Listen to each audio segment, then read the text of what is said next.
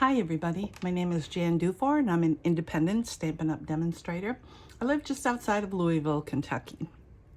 Today, we're going to make this cute little nail file gift that you can make in minutes and give away as handouts. They're very inexpensive to make. I generally take them to the Christmas party I go to and all the girls get these. We'll put it aside. Now, I'm using the envelope punch board. It is not required that you have this. I'm going to show you how to make it with this, and then I will show you using a punch in a way that it was probably not meant to be, but that's okay. All right, so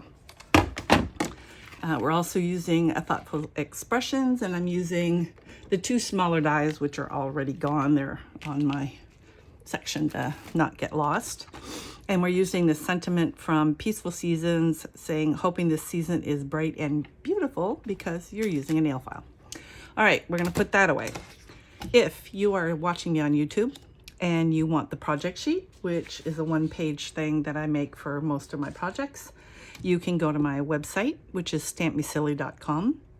Click on this particular project and the project sheet will be within that. If you have any questions, if you don't have a demonstrator and would like a free catalog, you can email me at jandufour@yahoo.com. And if you would like to order anything, not the envelope punch board because Stampin' Up! Doesn't make that. We did a long time ago, I think. Anyway, you can go directly to my store at jandufour.stampinup.net. All right, specials for the month. We're in November. So there are new online exclusives that are posting a whole bunch of new stuff, and then we also have some new kits that drop in each month. We put out some, so let's put this here so you can still see it. The first thing you need is some DSP, and it is 11 inches by 1 1/4. That means you can have one, let's see, so 3. So 4 times 3 is 12. Is that right? Oh, let me think again. Math. You get 3 inches, you get 2. So 4 times 2, you get 8 in a 12 by 12 sheet of paper. The first thing you need to do is grab my cutting here and make sure I'm using my scoring blade. And I'm going to score. Now remember, this is DSP, not cardstock, so you're not going to grind your scoring blade. If you use this scoring tool, you can be a little more aggressive, but you don't need to, because this is going to fold very easily. The first score mark, again, make sure you're not cutting, is at 7 1/4, and the second one is at 7 1/2. And that's just to make, I'm gonna get this out of the way. That's just to make a little space so that there's room for the nail file. So then we're gonna fold and burnish. Try to make sure this is straight on here. And then do the second score mark. And then we come to using the punch board or regular, actually, I should have scored this too. Hang on, because I'm going to show you how to do it with a punch too. So let me go ahead and score this as well. 7 1/4 and 7 1/2. Okay, I'll set this one aside for a little bit, and I'll show you how I did it with the regular punch. Punch board makes it easy, so if you have it, by all means use it. Okay, this punches a little divot. It's a nice shaped divot. So what you do is you make sure this is squared up so that when you put this in and you're looking for this line, you're putting it at the 1 inch mark. And you want to make sure that it's squared and flush against each other so you're punching both sides. Now, see, doesn't that make a nice little opening? Now you can't just flip it over because you no longer can see where the 1 inch is, and you know, you'd be guessing you're putting it sideways. So all you have to do is open it the other way. Again, make sure this is square. Make sure this is flush against the edges. Put that on one. Let's get this up here so it's matching. All right, and punch that. Then you can put it back. And this is where our tie is gonna go. Now, if you don't have that envelope punch board, let me show you what you can do. Look at all of your punches. I found at least 2, and I'm sure there's more. I quit looking after 2. You're looking for something that can make that same type of divot. I'll show you this one. I used the little end of the heart here. I didn't make it very big. It will still hold because you're just getting a thread in there, especially if you use like baker's twine or whatever. I decided on this one, I'm gonna make it be a little bit more, a little wider. And probably what I would do if I was gonna do a bunch of these, you see I made a little line right here with a marker. It doesn't affect the punch any at all. And my thought was to put this in here. Do I have it open? Yes. Put this in here and line up the edge with this line, which makes just a little tiny divot.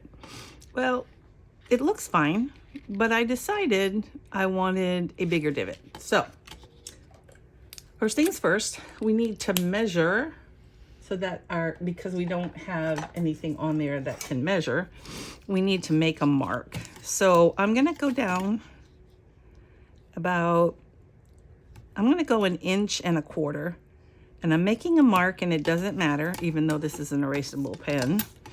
1.25 inches, because it's gonna get punched out. That's why it doesn't matter. So I made those marks.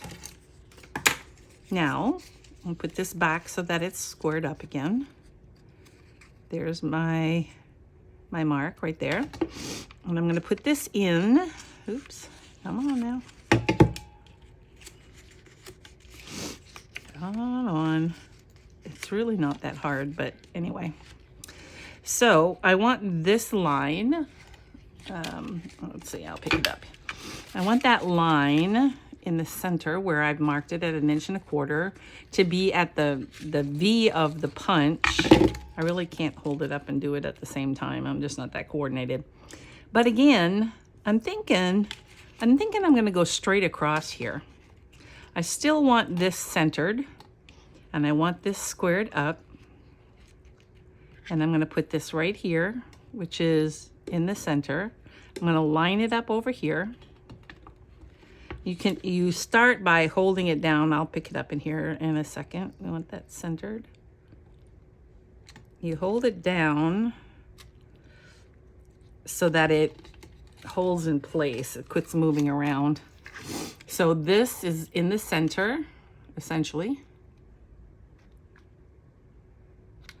And this is along the edge. I'm gonna punch that out. And as you can see, it's a very large divot. I probably would not do that again. Just for fun, I'm gonna do it since this is ruined anyway. I just wanna see how close they were. I think I need to find a happy in between. Actually, it would work. But now it wouldn't because the thing will show. So what I need to do is come up with a happy medium. I need to mark maybe over here, put my ruler straight across because I'm looking at this, essentially it's straight across. So here's the line, and straight across at this point would be about here. Okay, so those marks are where I should go next time. So in other words, just so I can demonstrate, since this is ruined anyway, I would go in as far as this line. And then, yeah, it makes it much more reasonable. And I didn't mark it, so it's probably not going to be straight. But anyway, it makes a more reasonable opening than this. This is too much. Okay, so that was fun. So don't worry if you don't have the punch board. It is easier with it. I think they cost I don't know, 20 bucks on Amazon, but it's not necessary to do this. Okay, back to the project. We're gonna take an emery board and we're gonna stick it in here. And we also want to round the corners at the top. Now this is a Keepsake. No, EK Success. It doesn't matter what corner rounder you use. Whoops, I didn't do that one right. Just use one, and because this is rounded too, I think it just looks nicer when it's right like that. Look at that, isn't that pretty? Okay. Now you have an option. You can tie the bow around it now. You're going to be using pretzel bags, and I will put a link down below. I am not an affiliate, so even though it wouldn't cost you more with an affiliate, I don't get anything for it because I'm not an affiliate. But anyway, so you can choose to tie it now, and even put the sentiment on it and then slide it into the bag if you choose. Or you can do it like I did on this one, which I prefer, I think, which is to put it inside. Now, there's a self-adhesive thing. So you want the adhesive to flip to the back. So I'm gonna slide this in like this. Okay. Slide her all down. We want it to go all the way down to the bottom. And then it's about 15 inches of whatever kind of ribbon you choose. Obviously a skinnier one is better. It doesn't have to be this skinny. This is an 1/8 inch. It's called 1/8 inch. Not 1/8 inch, an 1/8 of an inch gold and silver trim. There's another one that has gold, silver. So then you pull this tight, and this is not going anywhere. And if you want to be really good, you can use your third hand to hold it shut, and then it will stay very tight. You can tie your bow without worrying about it slipping, and then you can scoot that out and tighten it some more. And that's way too big, so you don't really need 15 inches. Probably 12 would be enough. Yeah. And then I'm gonna cut these off. A lot of times it depends on the size of your ribbon as to how it looks. Alrighty. Now, the sentiment. I took the colors that are in here and of course back there, and I came up with two. One's Mellow Moss and the other one is not Mellow Moss, Mossy Meadow. And then the other one was Old Olive, I think. Yeah, Old Olive is the other one. They both look good. So you choose which one ever that you like. I'm gonna rip off the covering over the adhesive. And I'm gonna fold it, I'm gonna fold it down and line it up. Okay, so it's all enclosed, it's been tied shut. Now, if you're doing multiples, if you're not doing multiples, none of this matters. You can just go ahead, stamp and die cut it out, and you're good to go. But if you're doing multiples like I am, because I do multiples about everything, and it's for a Christmas party, you make yourself a template. So this template, doesn't matter the outside side, I went ahead and I cut inside, die cut it. Then I did a bunch of blank white ones, just die cut, die cut, die cut. And then when you want to do this, you put it inside the template, so it's resting in there. And then, well, before you even do that, hang on, let me back up a step. I've done this in many videos, that's why I kind of figure you probably know, but if you're new, you don't know. So you do that, you take this and you put it on the inside, decide where you want it to be.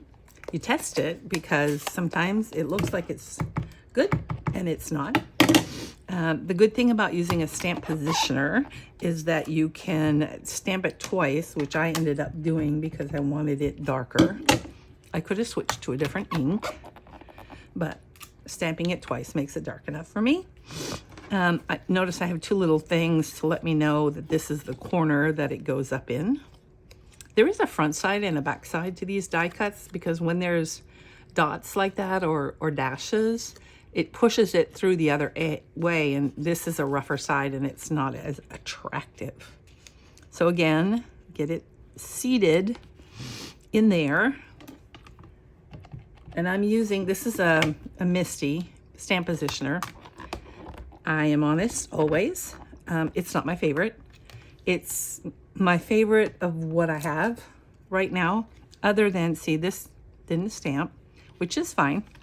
I'm gonna put it back in because a stamp positioner, another one of the wonderful things about it, you have to get it back in just where it belongs, though, is that you can do multiple stamping, so it can get darker. My favorite is a Stamparatus, and if you can find one on eBay, buy it. They used to sell for $50. You're probably gonna have to pay $75, but this costs, I think, $80 or something, so not too far off. All right, so that's nice and dark. So then you can just put this in, put this in, put this in, and keep stamping, and you don't have to try to center it or to, you know, set your die exactly where it should be each time. And if you notice, it's a little bit high, which I wanted. It was intentional. I'm gonna go ahead and use this because I want to put a gem on it because it's Christmas time and things should be shiny and gem worthy. I try to remember to do gems. For me, it's mostly I forget. You'll notice, like, this is one way, and then, you know, you can put the bump on the top or the bottom. You decide how you want it, but make sure that you follow through with how it sits on top of that. In other words, if it was sitting this way, it would not work with your sentiment. And then I decided, oops, I'm gonna put some dies, and I have 3, and it makes it tilt back and forth. So I want it on the surface of the nail file. I'm having a hard time talking, which is normal for me. I need a hard frost to get rid of all the ragweed. I haven't had one of those yet. It's been cold a couple of times, and so by having it just, just down the center, it doesn't look like it's tilting. And then I used gold texture adhesive dots, and we'll put those on with this, and I use a little one. Oops, there we go. And we'll put that, on the bottom center, just above the little divot here. It took me no time, and I had to explain in between. So these are very quick gifts, and they're very inexpensive. So it's a great little handout when you go to the doctor's around Christmas time. You can leave them for servers. Even guys need nail files. So you can just make them Christmassy or guy-y like, and you're all set. I hope you enjoyed this. If you did, please consider subscribing. I post once a week on Wednesdays. Like or comment down below and give me any ideas you have, or let me know if there's anything you want to see between now and Christmas. I intend to try to make Christmassy type things, so you'll see more of those upcoming. I hope you enjoyed this. Bye.